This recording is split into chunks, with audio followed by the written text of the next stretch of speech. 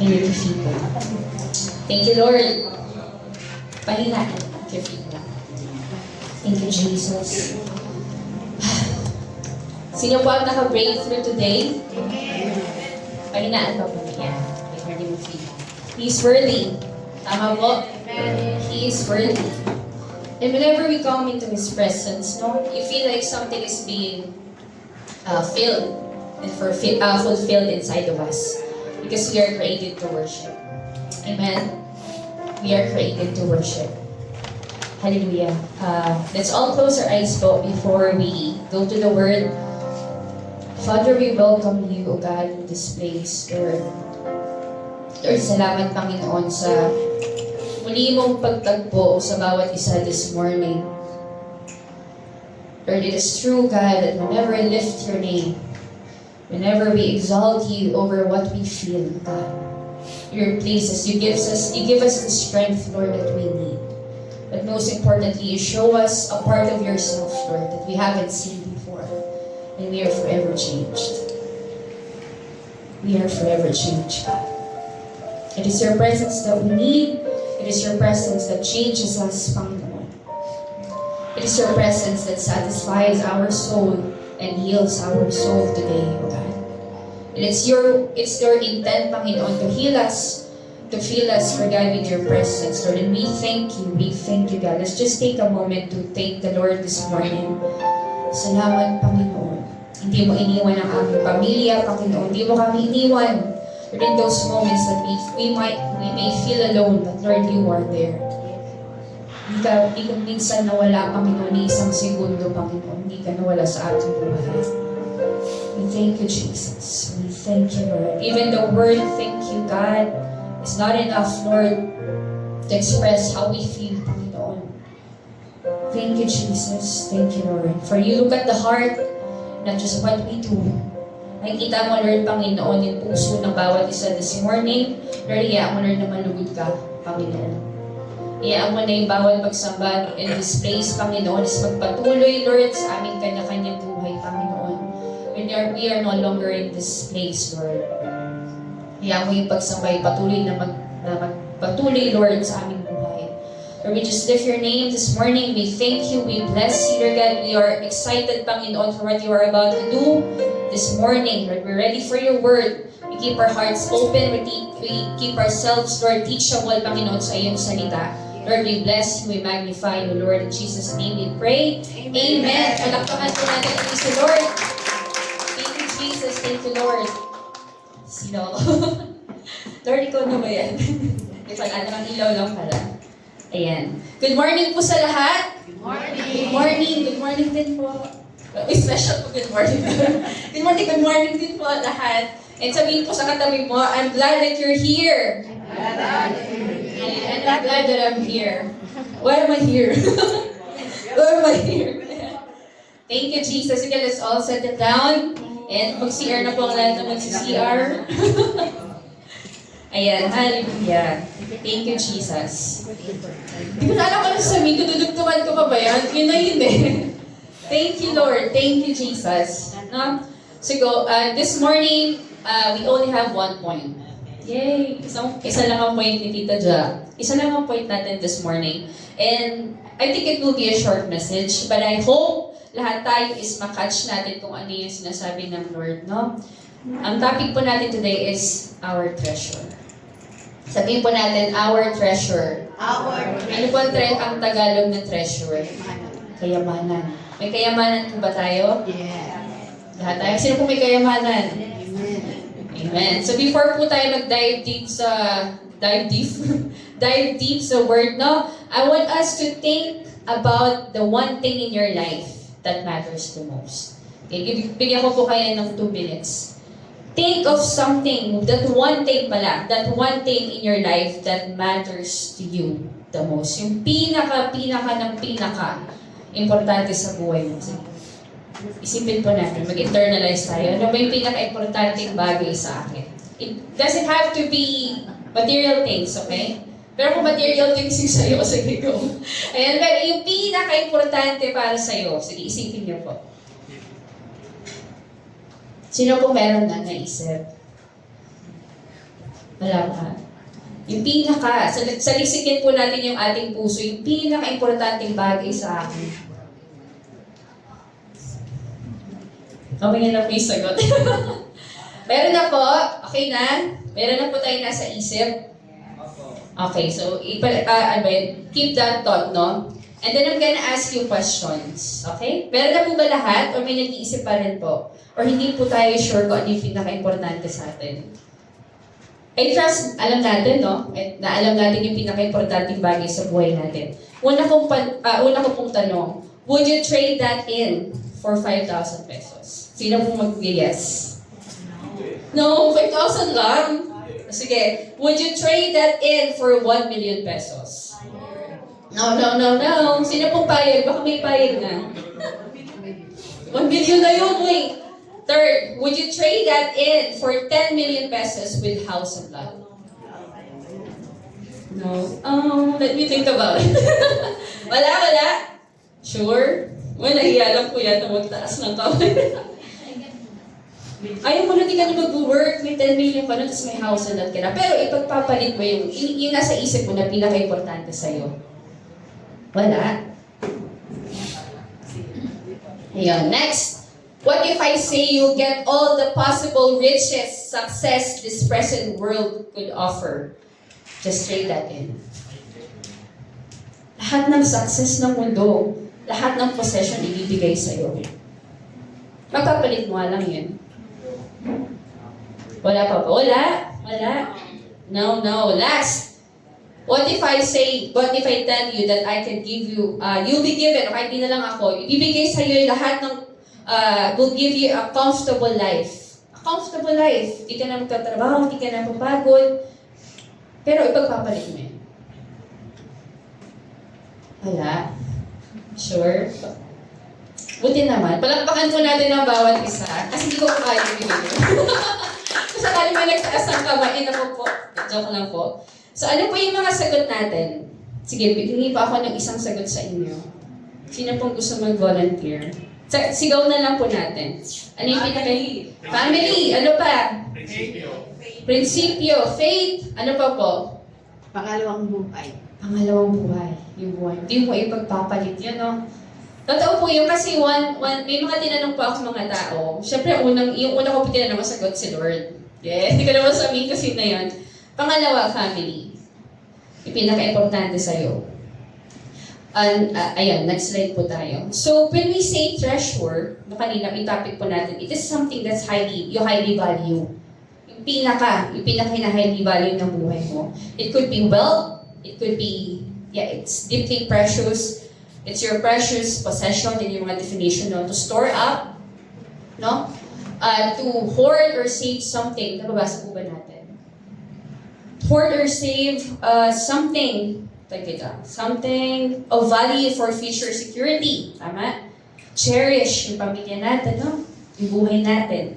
Pangalawang buhay natin na binigyan ni Lord. To regard or treat someone or something with immense care and affection. Yun yung treasure natin.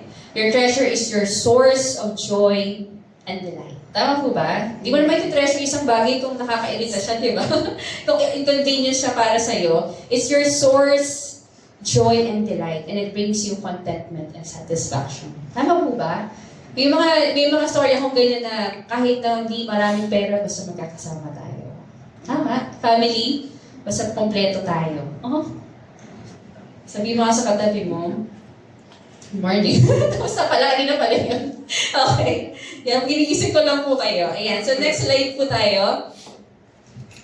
Maging maikli lang po. Sabi dito sa Matthew 6:19 to 21, one of the verses na topic yung treasure, no? Si Jesus po ang nagsasalita dito. It was during that time that Jesus is discussing about the Beatitudes, no? Sabi dito, lay up treasures in heaven. Verse 19, do not lay up for yourselves treasures on earth, where moth and rust destroy and where thieves break in and steal. Verse 20, but lay up for yourselves treasures in heaven, where neither moth nor rust destroys and where thieves do not break in and steal. Steal? Steal. Verse 21, for where your treasure is, there your heart will be also. Basahin nga po natin sabay-sabay yung verse, your 1 month free trial has expired. Ginagamit ko pong verse 21, 1, 2, 3, go! For where your treasure is, there your heart will be also. Basahin natin sa Tagalog. Next slide po tayo. Ayan. Ang kayamanan sa langit. Sa Tagalog po, huwag kayong mag-impok ng mga kayamanan dito sa lupa.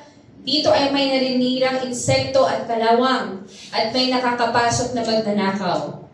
Verse 20, sa halip, mag-impok kayo ng kayamanan sa langit, dooy walang naninirang insekto at kalawang, at walang nakakapasok na magnanakaw. Verse 21, sapagkat kung saan naroon ang iyong kayamanan, naroon din ang iyong puso. Tama. Tama po yung sinabi ng Lord dito na kung ano yung tinetreasure mo, andun yung puso mo.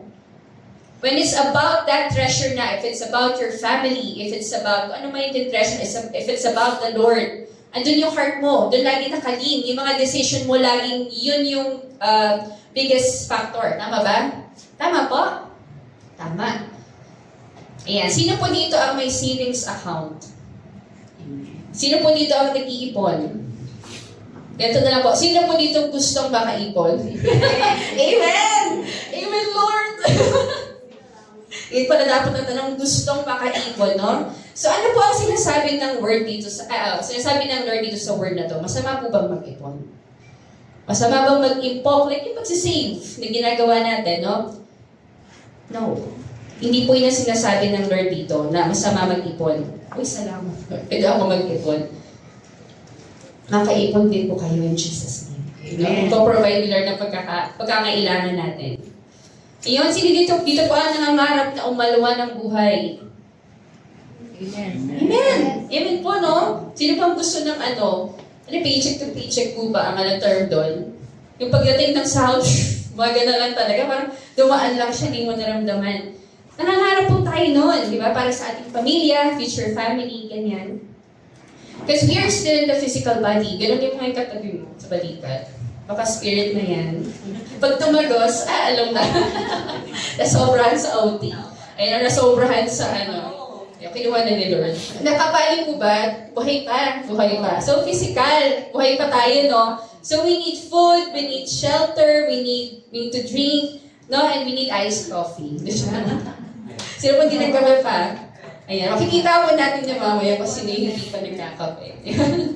Ayan, so, yung sinasabi ng Lord dito, hindi yun yung literal na bawal mag-ipon. Kasi sabi sa Proverbs 21 verse 20, the wise, ang matalino daw po ay nagsusstore up choice food. The wise store up choice food and olive oil, but fools gulp theirs down. Sabihin matalino daw po is marunong mag-ipon, magtabi, no? Yung iba daw po ubus-ubus talaga. Ang tawag din ng Lord is fools. Maganda po ang Proverbs. Ilang beses po kayo masasabihan na fool. And Lord, fool pala ako. Thank you, Lord, for revealing. Ngayon. Amen? Isip po ba tayo? Amen. Ayan. Ayun, so iyon nga po, no, balik tayo doon. Yung sinasabi, ang pinapoint dito ng Panginoon is hindi mali ang physically storing up, no, nung pag-iipon. Pero ano po ang sinasabi ng Lord? Sabi sa verse 21, ulit babalik tayo. For where your treasure is, there your heart will be also. At hindi ng Panginoon po dito yung puso. Yung puso. Nasaan yung treasure mo? Next slide po. Define natin yung layup. Layup, no? Holding on to. Kunyari, holding on to. Kakapit ka dito kahit anong, pero huwag niyo pa ako hilahin. Kahit kunyari, kahit may humila sa akin, nakakapit ako dito, hindi ko siya bibitawan. Yun daw po ang layup. O kaya sa Tagalog is, pinapahalagahan o kinakapitan. Yun daw po yung sabi ng layup treasure. Yung word na layup. Sabi po sa Proverbs 4:23, bakit daw po importante yon na malaman mo kung ano yung treasure mo na kinakapitan mo. Sabi dito, guard your heart above all else, for it determines the course of your life. Ganun daw po pala katindi, no? Hindi po contrary sa sinasabi ng karamihan na follow your heart, no? Ang sabi ng Lord is, guard. Di mo siya susundin, gagwaradyahan mo siya. Guard your heart for it determines the course of your life. So, seryoso pala yun na kung ano yung nasa puso mo, it will highly affect how your life would go. Kung ano mangyayari sa buhay mo. No? Kaya pala sinasabi ng Lord na lay up not treasures on earth. Kasi if it becomes the treasure of your life, no? It will determine the course of your life. No? Kung baga, pag sinamarize natin. Next slide po tayo. Because whatever has your heart, has you. Sabihin nga po natin, whatever has your heart, has you. Tama? Kapag nahulog ka na, gano'n. Kapag nahulog ka na daw, pag na-inlove ka na sa isang bagay, isang tao, they have you. Amen? Naniniwala po ba kayo? Whatever has your heart, has you. Amen? Sabi dito, your life will always follow the direction of your deepest affection. English. Nagdasulit ako dito siya. Sabi, whatever your life, yung buhay mo daw po, lagi niyang susundan. Yung direction ng buhay mo is toward your deepest affection. Amen po. Nakakasunod po tayo. Next slide. Let's talk about this story po. Nasa Mark 10. Yung iba po siguro dito is familiar na. So this is one of the examples po na we can relate dun sa whatever has your heart has you. Sabi sa Mark 10:17-31, the rich young man. So nagkaroon po ng isang pagkakataon na si Jesus is may nakausap siyang batang mayaman. Batang lalaking mayaman. Siguro, I don't know, maybe, di ko alam mo yung age na siguro mga 20s, ganun. 20 siguro. Teens or 20s. Sabi dito. And as he was setting out on his journey, si Jesus po to, no? A man ran up and knelt before him and asked. So tumakbo. Tapos lumuhod pa. No, yun yung ginawa ng man. Good teacher, sabi ni Jesus. What must I do to inherit eternal life? Ano daw po ang kailangan niya gawin para magkaroon siya ng buhay na walang hanggan? Sabi sa 18, and Jesus said to him, why do you call me good? No one is good except God alone. Verse 19, you know the commandments. Do not murder. Do not commit adultery. Do not steal. Do not bear false witness. Do not defraud. Honor your father and mother. Sabi ni Jesus.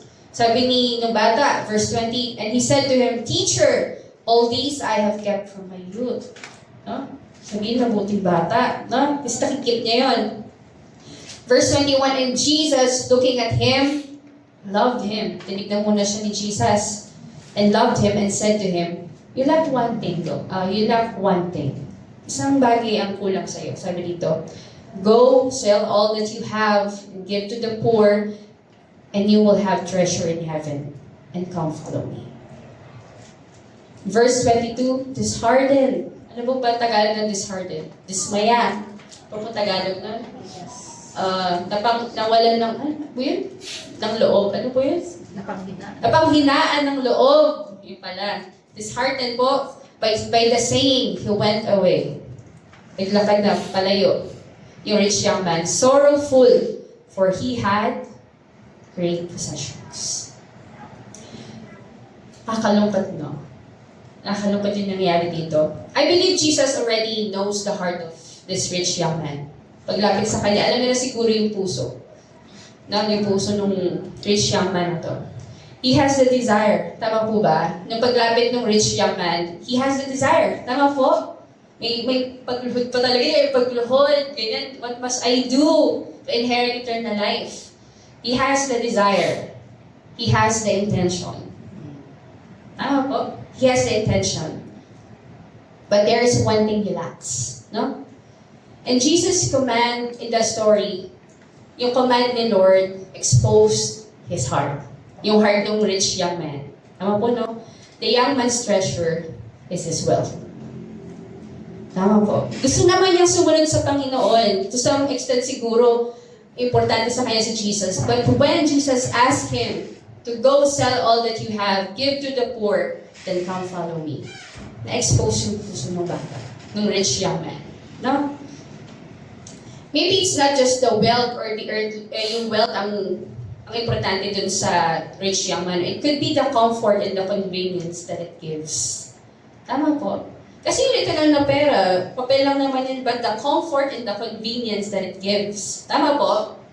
That's what we're after. Tama po ba? Yun yung gusto natin, yung comfort na nabibigay nun.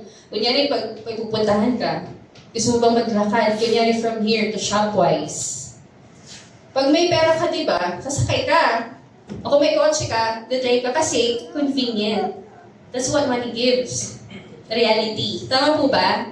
And during this time, it might not really be the wealth dito para sa rich young man na to, but the comfort that he's been in from the day he was born. Tama? From kapangalakan niya hanggang sa current age niya dito. Sanay siya dun sa comfort na yun, sa convenience na yun. Biglang lumapit siya kay Jesus, yun ang sasabihin sa kanya, parang get out of your comfort zone.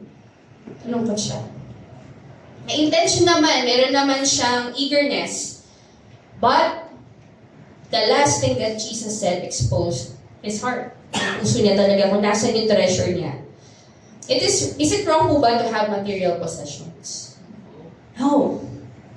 Hindi wrong yun. Na hindi mali yun. But it is wrong to set our hearts on it. Tama? Yun yung sinasabi dito. Simple lang po ang sinasabi ng Lord, no? But, you know what? Nung binabasa ko po itong story ito, he could have been the 13th disciple. Ako lang yung nag-iisip nun. Kasi many times when God healed, si Jesus na pag nag-heal siya, pag may pinapalaya siya, sabihin sa kanya, go and tell what God has done for you. But very few people ang sasabihin niya, come follow me. Madalas yung sinasabi niya sa mga disciples niya. Sila Matthew, Mark, Luke, John. And this rich young man, parang siguro isa siya sa mga disciple kung sumunod siya. No? Kasi very few lang ang sinasabi ni Jesus noon at that time. Or at least, yung nasulat na si Jesus is tumatawag na come follow me. Tama po. Madalas kasi sinasabi niya, sige, sabihin mo sa iba yung ginawa ni Lord sa'yo. Or do not sin no more. Tama po ba? Do not sin no more. Or sin no more pala, sorry. Sin no more. Ang nagano'n, no? Sin no more pala, sorry. It could have been the 13th disciple, pero ako lang po yun. Hindi po yun kasama sa Bible. Hallelujah. Pero aminin po natin, no? Mahirap yung pinapagawa ni Lord sa kanya. Hirap yun. Tama po ba? Nung bago po ba natin nakilala si Lord, mabilis agad magbago. Parang nakilala mo si Lord, talagang lahat ng bad habits mo nawala na lahat.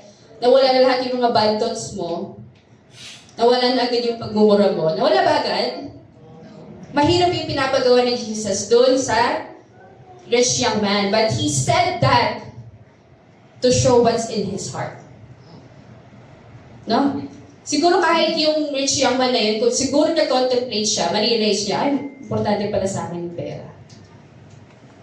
When God says something, He's not just saying it para sabihin niya lang, but He's always exposing something in our hearts. Meron siya nilalabas sa puso natin. Tama po ba? And this morning, ganun din po. Maybe baka iniisip natin na talagang all out na ako kay Lord. Wala nang makakapigil sa akin all out. Pero may mga times talaga naman, God says something, it exposes your heart na, Lord, meron pa pala ako nun. Meron pa pala ako nun na hinuhold ko sa puso ko. And God is commanding this, not just to hurt us, to give us a hard time, na para bigyan ka lang ng pahirapan ka lang. Tama? But He wants you to be free. Amen? Amen po. Amen. Hallelujah. Ayun, so, mahirap yung pinapagawa doon sa rich young man. Pero ang sinagot lang naman ng Panginoon yung tanong ng rich young man. Ano po ba yung tanong ng rich young man? Good teacher, what must I do to inherit eternal life? Sinagot niya lang naman eh. Marahil, ako lang po to pero marahil siguro ang iniisip nung mayaman na yun, mabuting tao naman ako. Siguro he's used to getting what he wants. Tama kasi mayaman siya eh. So sanay siya nakukuha niya. Yung gusto niya, pwede no? Ako lang po to. Niisip ko lang. Or probably, he's thinking that eternal life is something he can attain on his own. Dahil nga sanay siya nakukuha niya yung gusto niya kasi mayaman siya. Or it's something that he can purchase using his wealth. Tama? But God knows kung ano talaga yung nasa puso ng rich young man na yan at that time. Kaya si Jesus, tama yung sinabi niya. Tama po? Hindi niya binigyan ng straight answer yung rich young man, but Jesus said what he needs to hear. Go sell all your possessions. Nakikita ni Jesus na yung puso ng bata na yun is nasa possession niya. Amen? Hallelujah. Nakakasunod po tayo. And one common thing po I've seen from people, no? Who have served and followed the Lord. Yung mga may nakausap po ako, kunyari yung mga tagal na nila nag-serve, talaga yung matanda na sila, and they, nanatili silang tapat kung saan sila nilagay ng Panginoon. And yung one thing ko, nakikita ko dun is some of them did not have material wealth. Di sila mayaman. Isip ko, talaga nag-serve sila from bata sila hanggang pumuti yung buhok nila, and faithful pa rin sila. But they did not have material wealth. Yung mayaman talaga. Some did, maybe may iba talaga na binless ni Lord, but they live like they didn't. Sabihin, kahit may pera sila, namumuhay sila ng simple. Di mo malalaman na binless pala sila ni Lord. No? And when you look at their lives and hear their story, you'll see their evident wholeheartedly devotion to the Lord. Yun lang po ang mga napansin ko sa mga na-observe ko na nag-serve talaga sa Lord from kabataan nila hanggang pagtanda. Hanggang kulay na sila ni Lord. You'll see this evident wholehearted devotion sa Panginoon. At di mo mapapansin sa kanila yung pagmamahal sa money. Okay, let's just say our topic today involves money, no? Our material wealth. Or the comfort that it gives. Amen? And the Lord is not just part of their life. Yung mga taong yun, He is their life. Pinausap mo sila, si Lord hindi lang sila part ng buhay nila, siya mismo yung buhay nila. Amen? Have you met those kind of people? Talaga naman yung buhay nila talagang kay Lord na. Kay Lord talaga. Pag kinausap mo sila, kung mukhang bibig talaga nila si Lord. Na? Amen. And they did not consider their life worth anything more than the real treasure they have, which is, we're gonna go to our only point today. Next slide po. Jesus is our greatest treasure. Amen? Jesus is our greatest treasure. Beyond all riches, or beyond all earthly riches, Jesus Christ stands as the supreme treasure of human existence. Do you believe that? Siya lang talaga ang meron tayo. Pag-uusapan natin yan na mamaya. None can compare to Him. Kanina gusto ko na sumigaw. Sumabay kay Tita Sin. None can compare to Him is the perfect Lamb of God. Amen? Isang illustration to, kunyari si Chloe, or kahit sinong bata dito. Kasi sometimes I wonder, when people hear that, sabi ko nga pag sa Bible, pag minimit ni Lord yung mga tao, talaga namang bumabagsak. Kasi ganun siya, hindi natin kayang i-contain yung glory niya. And sometimes I wonder people why they're not that affected by the truth. And then I realize it boils down with the heart. Ano yung treasure ng puso ng taong yun? Siguro isang illustration doon, si Chloe, kunyari meron akong ganyang kalaking diamond. Alam mo ba yung pinakamataas na carat ng diamond? Hindi ko po alam. Basta yung pinakamataas, carat po ba ang tawag doon? Basta yung highest. Bigay ko kay Chloe. Oy, bata. Ano sa tingin niyo po ang gagawin ni Chloe doon? Akin na, Chloe. Sabihin nila yun. Akin na! Ako na tayo! Ganun. Diba? Kahit ako nila ba si Adi may hawak, akin na, Adi na, ako na tayo sa kahinapan. Ganyan. Medyo ka lang po. Dahil mo, yung malaki talaga yung pagbinenta mo talaga naman.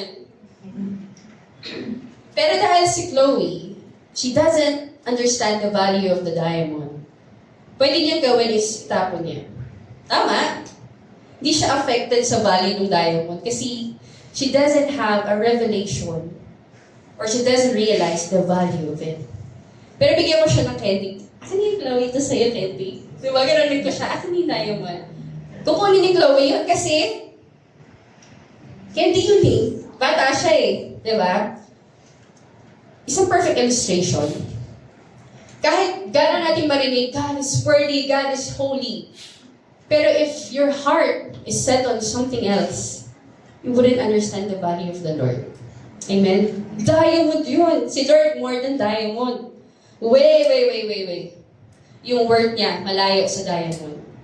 Pero sometimes, para tayo yung mga bata na, yung maintindihan kasi at that time, kasi bata ka, di ba? Yung maintindihan na malaki pala yung value nun. Pwede mo itapon yun, tapos paliin mo yung candy. Which is, pag kinompare mo yung value ng diamond at candy, malayo. Tama? Until you realize the true value of diamond. No? Yung mo lang ma-appreciate. And ang tanong, if we don't value, kunyari yung batang yan, hindi lang si Chloe yung batang yan, no? Hindi niya na-appreciate yung value ng diamond. Does it decrease the value of the diamond dahil hindi lang na-appreciate ng bata? No. It remains a diamond and will be a diamond. Diamond yun. Kahit nire-reject siya ng bata, it's still a diamond. Hindi nababawasan yung value niya. Same with the Lord Jesus, the Lamb that was slain. No matter, kahit naiintindihan natin yun or hindi, yung value niya is hindi nababawasan. Amen? He is the Lion of Judah. Amen? He died for our sins and He rose again. Hallelujah. He is the King of Kings. Katulad ng kinakanta natin kanina, He is the wonderful counselor, the Prince of Peace, the great I am. He is worthy. Amen? He is worthy. Kinikibutan ako. Even if people reject Him, He remains sovereign. Wala nagbabago doon. He is sovereign. He is God. No? Hindi nawabawasan yung pagka-Diyos niya. Tayo lang ang nawawalan whenever we don't realize, we don't appreciate who God is. No? Next slide po tayo. Let's define purpose and call. Madalas naisip natin na pareho lang sila. No? Purpose is our why. Why were we created, no? Calling is how, it is what we do. Tama? Ang purpose natin, it's eternal. Nakalagay dyan, eternal and constant. It never changes. Yung dahilan ng pagka-create. Sa example itong gitara, yung gumawa nito, yung purpose niya nung unang beses na ginawa to is ganun pa rin hanggang ngayon after thousands of years. Tama? It's an instrument, no? Meant siya for playing. At hindi nagbago yun. Yun ang purpose niya. Magbago-bago man yung itsura niya. Tama? Nagigets po natin? Yun yung purpose. Yung purpose ng pagkalikha sa atin ng Panginoon, it's the same. It's the same. Hindi siya nagbago. It's the core reason why you exist. May dahilan kung bakit ginawa. Now, calling is yung how. Yun yung mga unique roles na binibigay sa atin ng Panginoon. It can change in every season. Kunyari, in the season, nilagay ka sa ganitong company. In the season, nilagay ka ni Lord sa ganitong lugar.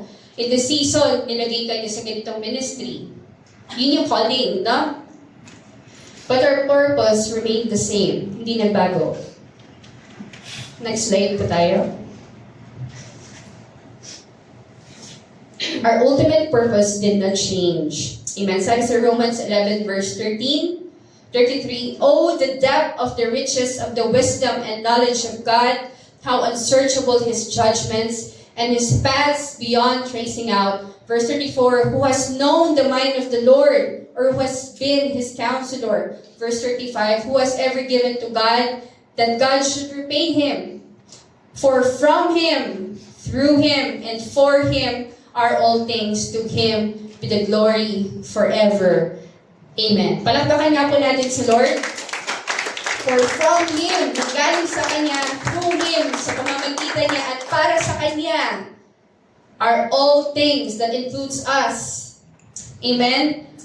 We are created for Him. Madalas natin naririnig yun, but the degree of the understanding of that statement is magkakaiba. Tama? We are for Him.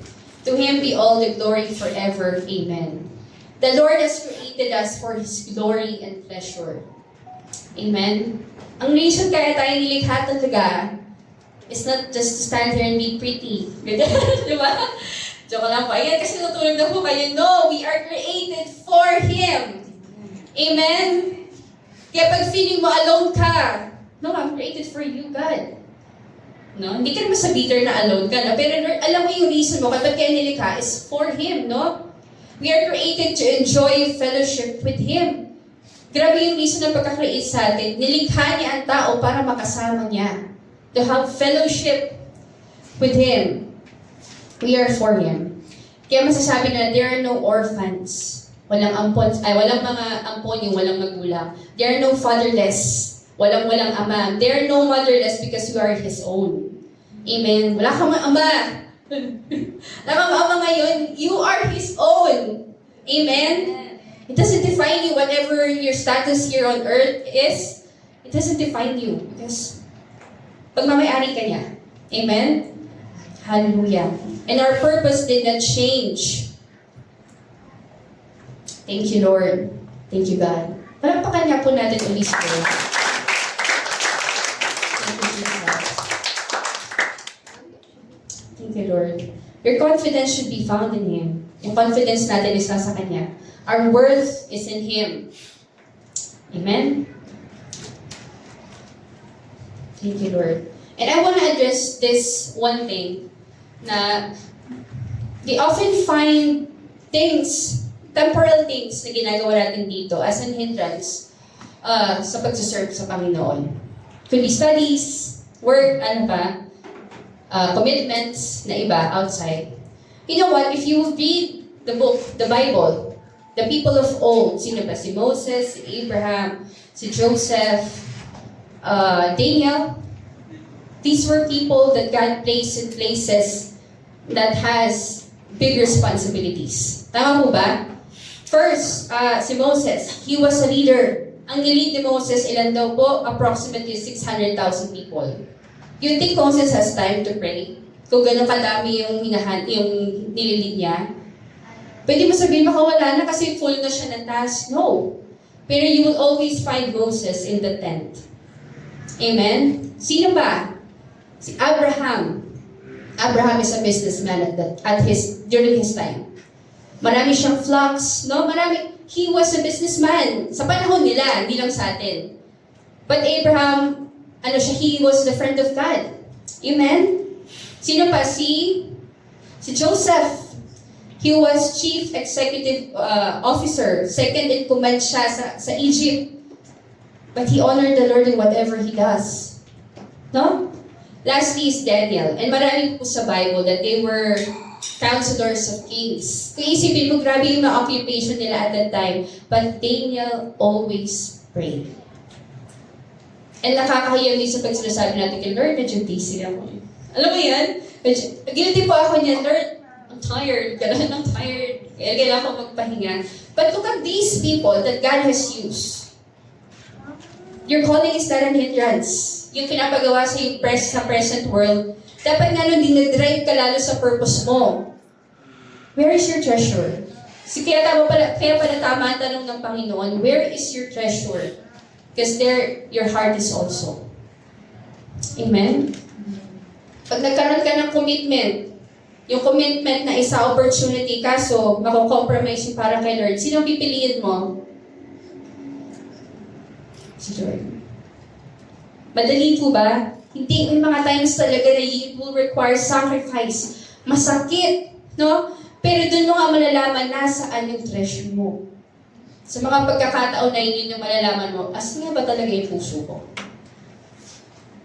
Katulad doon sa nangyari sa rich young man. Mali kasi siya, tinanong niya kasi si Jesus, si Jesus, alam niya yung puso natin Kaya ang hirap minsan magtanong kay Lord. Kasi alam niya kung ano yung itatanong niya sa'yo.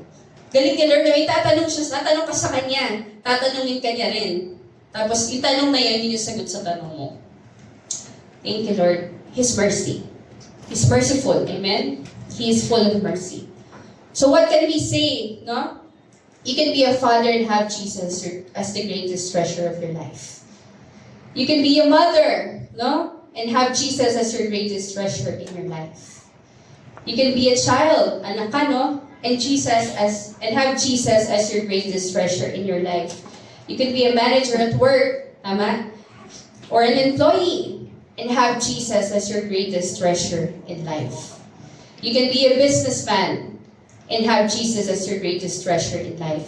You can be a provider, pwede hindi ka ama, pwede hindi ka nanay, no? Pero provider ka sa pamilya mo, and still have Jesus as the greatest treasure of your life. It's not a hindrance. And when it becomes a hindrance, you know what to do. You choose Jesus. Amen? Madali po ba yon? Mahirap siya madalas. Pero worth it po ba pag pinili natin siya? He is worthy. And I hope yung breakthrough natin kanina, maitala natin dun sa mga sitwasyon na kahit wala ng instruments, wala na kumakanta. Pag humarap sa'yo yung dalawang desisyon na pipiliin mo, Lord, you're worthy. I'm gonna go your way. Amen? God is not promising that it will be easy to always choose Him, but it will always be worth it. Amen? Thank you, Lord. I'm also speaking to myself. Diba? Ang una po talagang babalikan yan yung mga nagsasabi na nagtuturo. But he's following the Lord is worth it. Worth it po talaga siya. Not just in this life, but in the life to come. Hallelujah. Philippians 3:7-9. Sabi dito, but whatever gain I had, I counted as loss. Si Paul po to, no? Si Paul. I counted as loss for the sake of Christ. Indeed, I count everything as loss because of the surpassing worth of knowing Christ Jesus my Lord. For His sake, I have suffered the loss of all things and count them as rubbish in order that I may gain Christ. Sabi daw dito ni Paul, I count everything as lost. Wala siyang pinahalagahan ng mas higit pa sa pagpapahalaga niya sa Panginoong Hesus. Because of what about the surpassing worth. Pag sinabi natin surpassing worth, it exceeds, it outshines, it transcends all other things. Ganun daw po yung weight ng knowing Jesus Christ. Amen? If you would compare all the riches of this world to knowing Jesus Christ, He surpasses them all. Amen? Next slide po tayo. Ayan, so isang, hilig ako sa illustration. Ayan. Sabi ko, if I would imagine, parang ganito yung sinasabi ni Paul.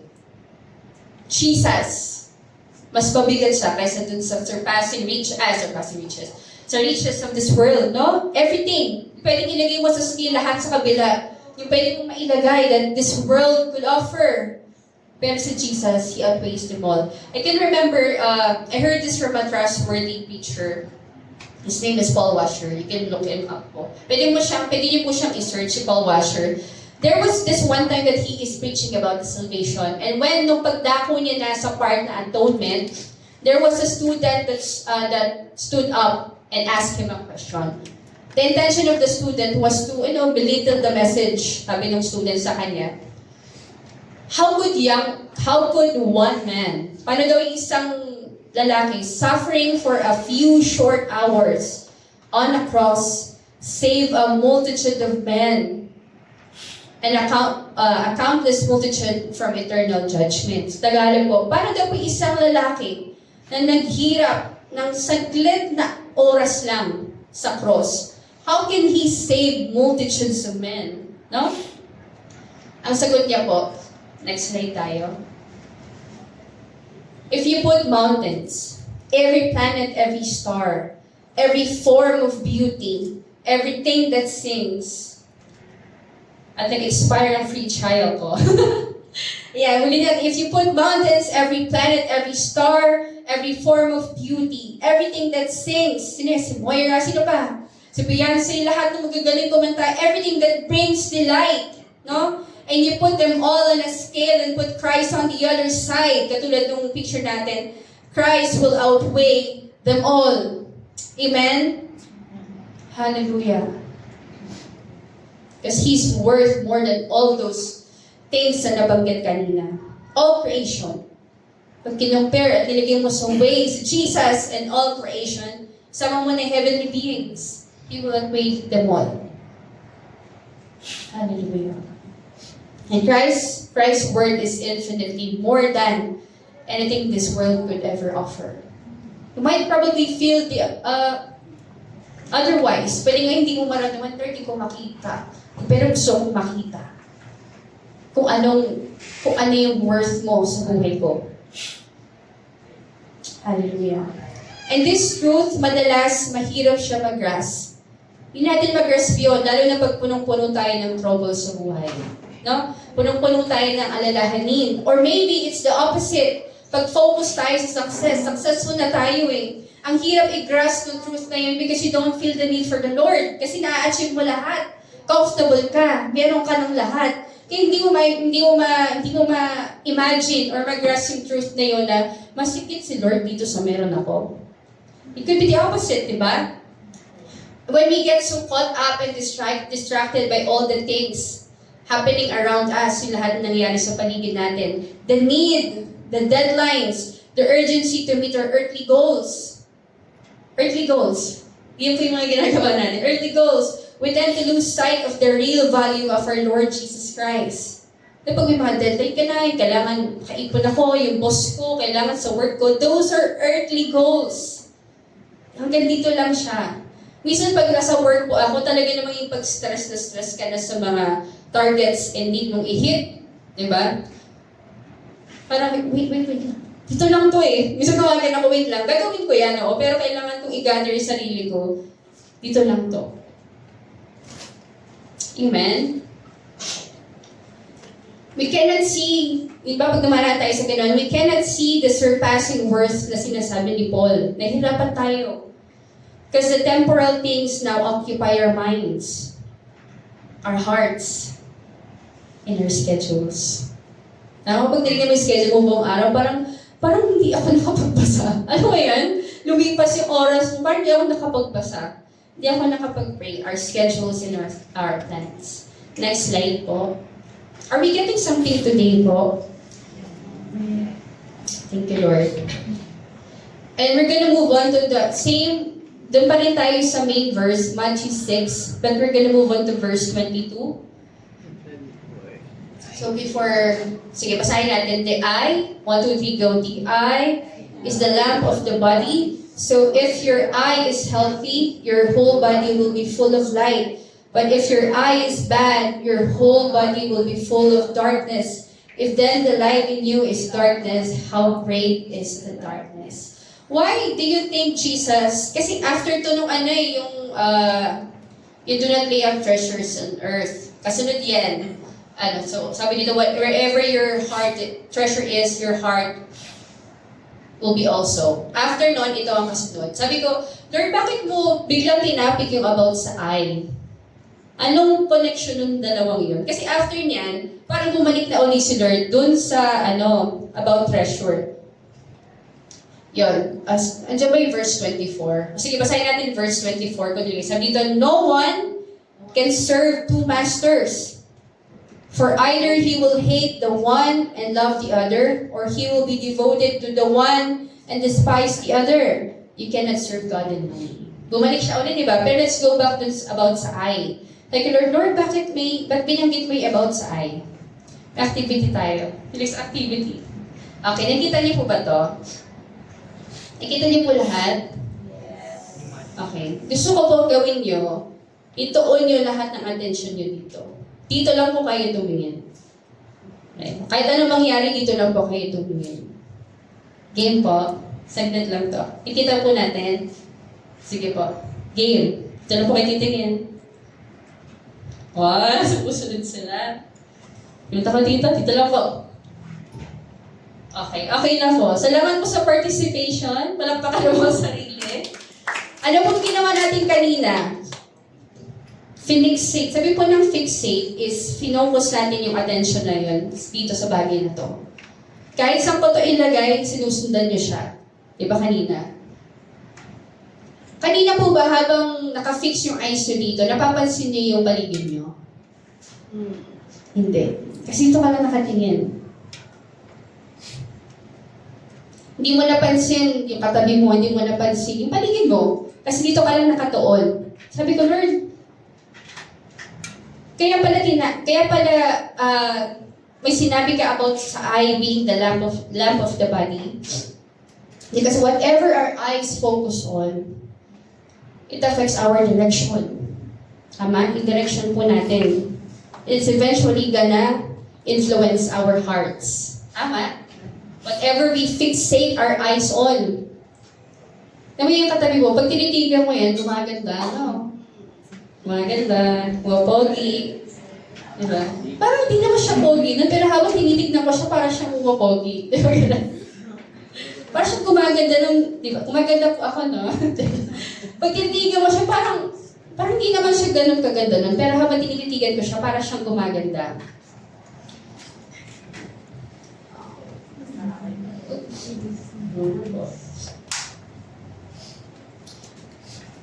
We cannot let temporal things have our heart in our life, no?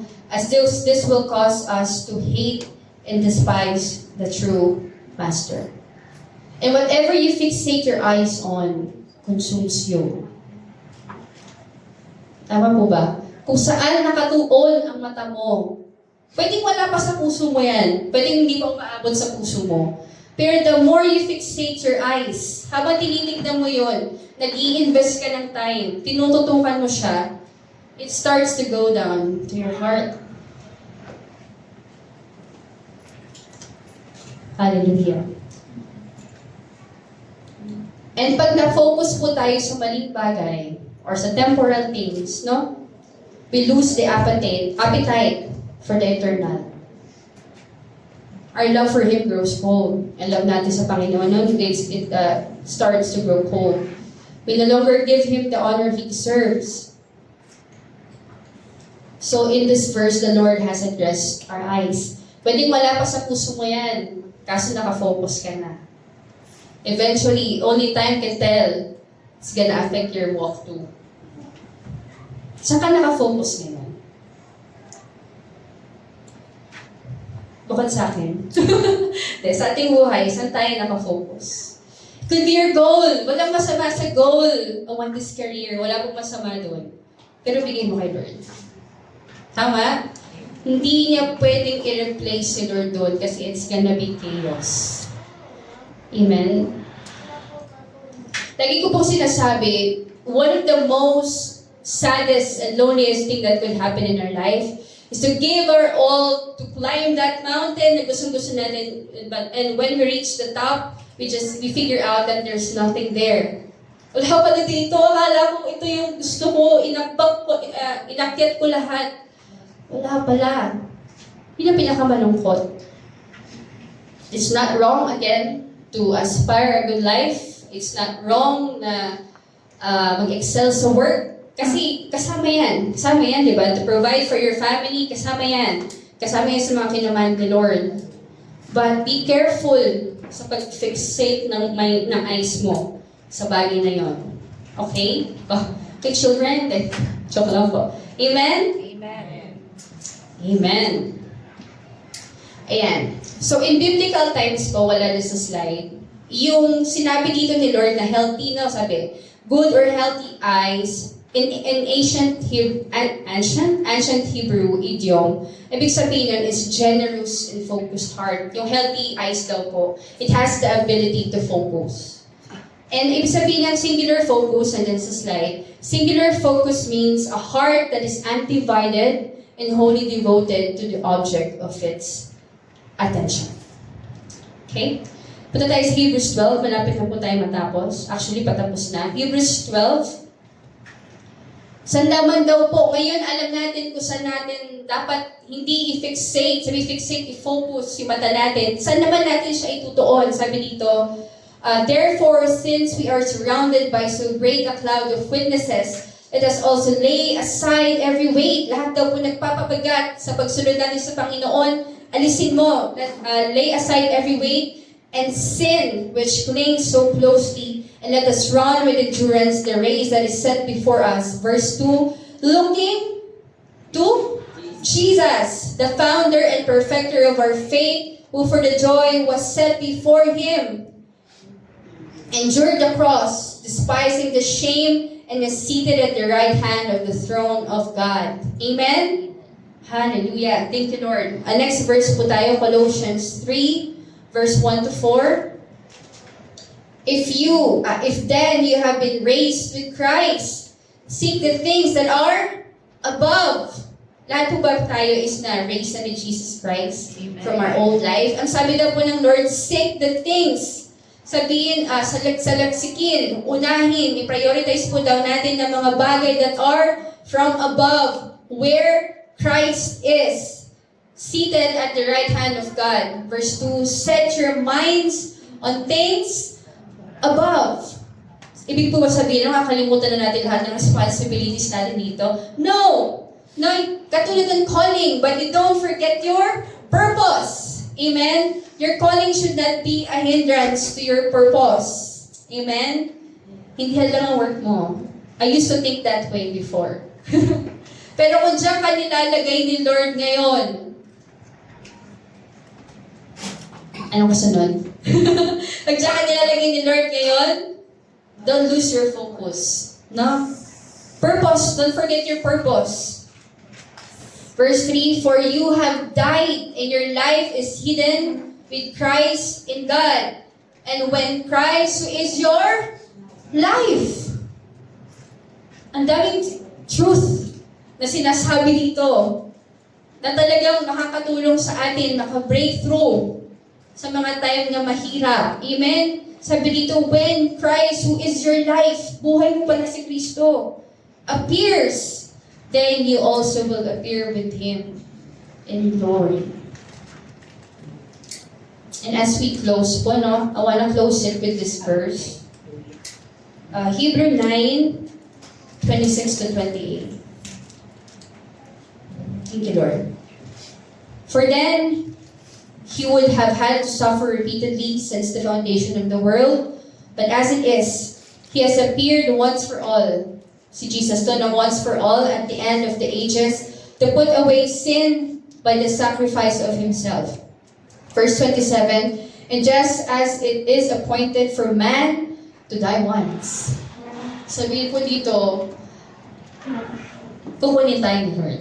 We will die, no? Whether kunin man niya tayo habang buhay or we will die a natural death, but we will all die. Tama? And pagkamatay ko, may mga times hindi ko pipili ng edad. Tama? Hindi po lahat is namamatay of old age. And that's truth. Katotohanan po yun.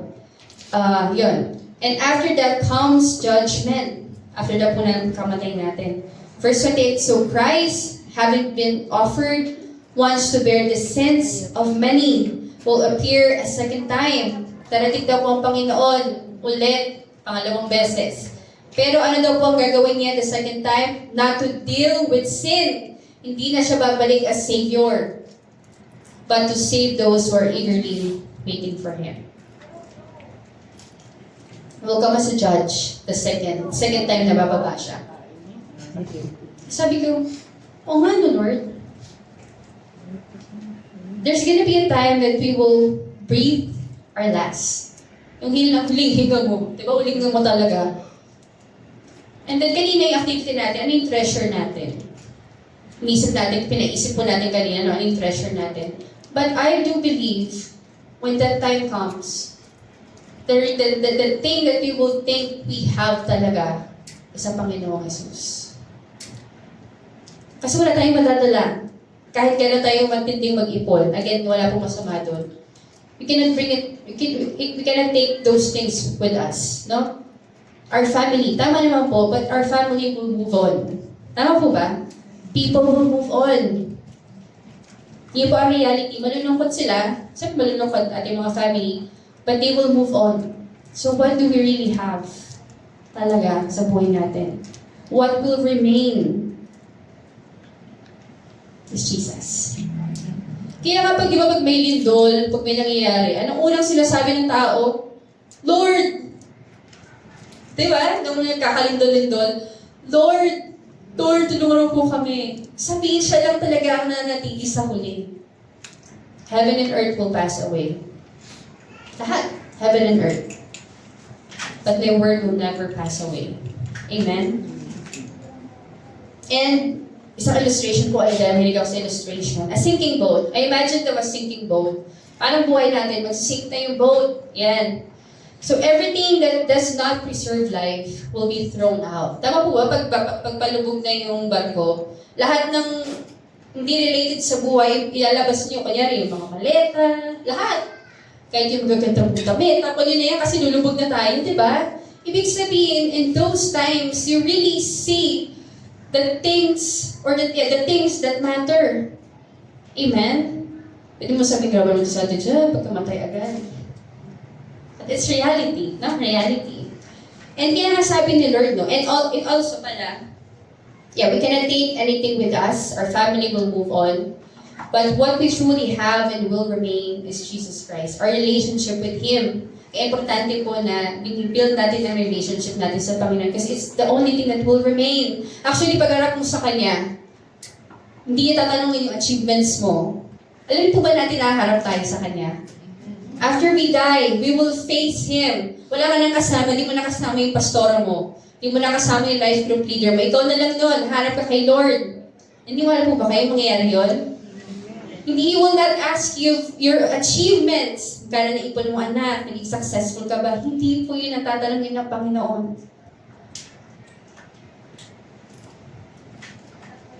Amen. Pero hindi ko po alam kung tatanungin ni Lord, syempre. Sabihin niya syempre, paano ka nabuhay? Itignan niya yung buhay mo, i-rewind. Diba? I-rewind ng Lord. Ang maganda po sanang marinig natin by that time is well done. My good and faithful servant. That truth, hindi siya masyado napipreach, but it's gonna happen. And maganda na we live our lives according to sa purpose natin. Tama po? And if Jesus is the only thing that we have, then we have it all. Tama po ba? If He is all we have it all. Wala kang possession, yun na yan. If you have Him, you have it all. You have it all. Do you believe that? Amen.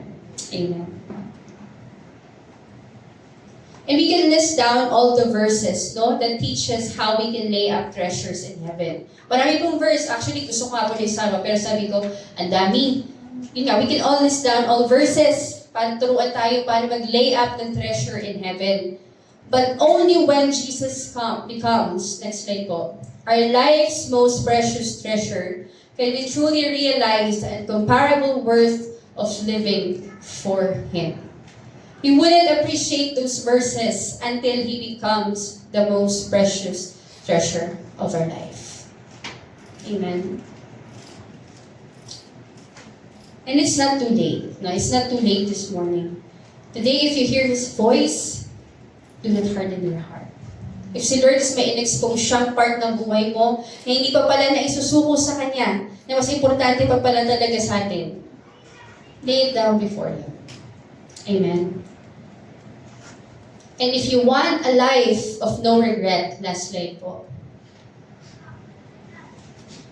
start laying up treasures in heaven now. Amen. Palakpakan po natin si Lord. Thank you, Jesus. And katulad po sa rich young man, whenever God exposes our heart, it is not to hurt us or to put us on the spot na, ay, yung heart mo ganyan. But it is to set us free. Kaya minsan ang katotohanan, sinasabi pa rin ng Panginoon kahit masakit, no, kahit na-hurt yung pride natin na, hindi Lord, pero it's the long Lord na expose yung heart mo. It's not just to hurt you, no, but to set you free. Minsan ang katotohanan masakit. Because the purpose of truth is to challenge you, to change your ways, to change your life, to surrender your life to Him. Because He cares for your soul. Amen? Alam natin how our soul will end up if we continue to pursue our own ways. Tama? Ang pinaka-nakakatakot po pwede gawin ng Panginoon is pabayaan ka sa gusto mo. Tama po ba? Sa isang magulang, pag sinusuway pa tayo ng magulang natin, mahal pa nila tayo. Pero pag ikaw pinabayaan, sige na, gawin mo natin gusto mo. Alam mo, wala nang pakialam mo magulang mo sa'yo. For some, di lahat disclaimer, for some. Yun ang pinaka-nakakatakot na gawin ng Panginoon sa atin. Sige, yan ang gusto mo, ituloy mo. Wala ka ng conviction na nararamdaman, wala nang kumakat sa puso mo, wala ka nang nararamdaman na tumatawag na boses sa'yo. That's the saddest thing that could happen. But the fact that we can still hear the Lord, amen? Yung message to come back to Him, to surrender your life to Him. The messages that lets us search our hearts once again. is still being preached, sabihin nandun pa rin si Lord. Paulit-ulit. Again, He knows our hearts. He can see every corners, every aspects, lahat, every crevices, lahat, nakikita niya lahat niya, walang natatago sa Kanya.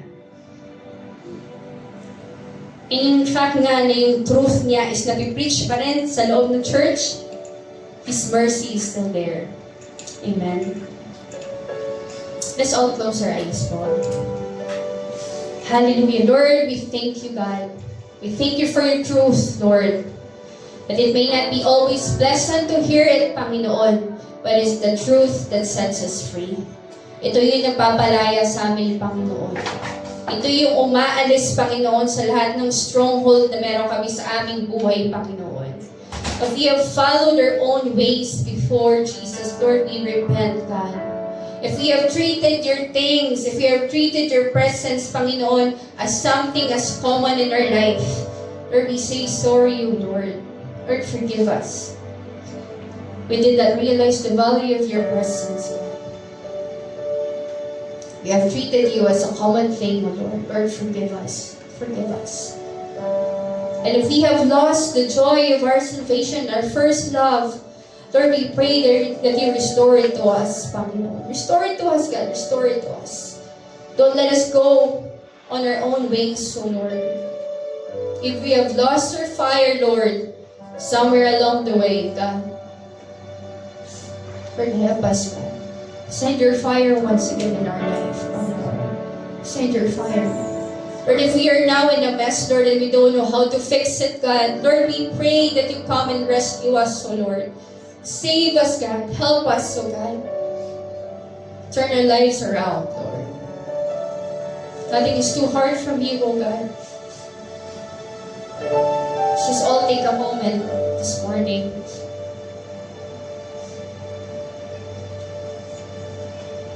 Do not take for granted your glory, God. Your mercy over our lives. Naging ignorant man kami, Panginoon. Naging arrogant pa kami for a time, Lord. Because of the pain that we have in our heart. We became angry, God. We complained, God. Because of the pain that we feel, God. Forgive us, Lord. We did not realize, Lord God, your glory, God. Your value on our lives, Panginoon. Restore to us the awe and the wonder for your presence. That like a child, Lord God, that's amazed, always in wonder whenever they are in their Father's presence, Lord. Bring us back to that place, Lord. And we repent, Lord, those things that we've done towards you, O Lord. Thank you for restoring the joy of our salvation, God. You are our joy, God. You are our peace. You are our treasure.